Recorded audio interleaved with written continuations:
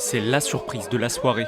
Après 30 ans de défaite électorale, Frédéric Cabrolier savoure. Le candidat du Rassemblement national est le nouveau député de la première circonscription du Tarn.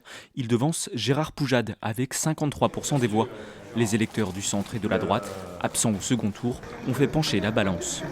Je crois qu'une partie de l'électorat d'En Marche, ensemble aujourd'hui, a préféré la voie nationale, les idées nationales, même s'ils ne sont pas toujours d'accord bien sûr avec nous, à la vision communautariste de nos adversaires.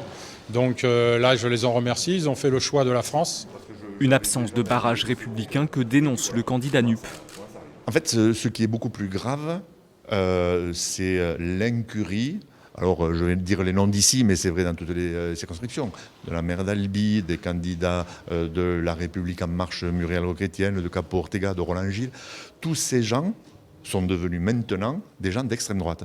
C'est ça qui est extraordinairement dangereux. À gauche, Karen Héraudy remporte la mise sur la deuxième circonscription. Dans une triangulaire forte en suspense, elle devance la députée sortante, Marie-Christine Verdier-Joucla. On voit que les Français, les électeurs ont sanctionné la politique de Macron, sa politique à elle, leur politique antisociale, liberticide et anticlimatique. Voilà, nous sommes ravis de l'avoir battu. Le résultat du premier tour a été conforté au second tour.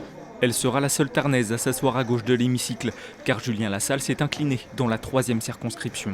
Alors qu'il avait devancé son adversaire Jean Terlier au premier tour, il termine 7 points derrière le député sortant. La NUP n'est pas morte dans le Tarn, bien au contraire, elle est en train de naître, d'émerger. Et les forces militantes incroyables qui se sont déployées partout sont des promesses demain de victoire à différentes échéances électorales qui nous attendent. Jean Terlier, lui, revient de loin. Qualifié au second tour à 14 voix près, il n'était pas assuré de conserver son fauteuil face à un candidat opposé au projet autoroutier Castres-Toulouse. Il y avait celles et ceux qui voulaient déconstruire notre Tarn en supprimant ce projet autoroutier à 69 entre Castres et Toulouse.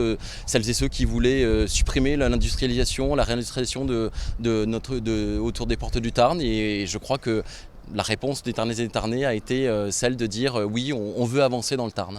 3 circonscriptions et 3 couleurs politiques différentes. Le Tarn est à l'image de la nouvelle Assemblée, divisée.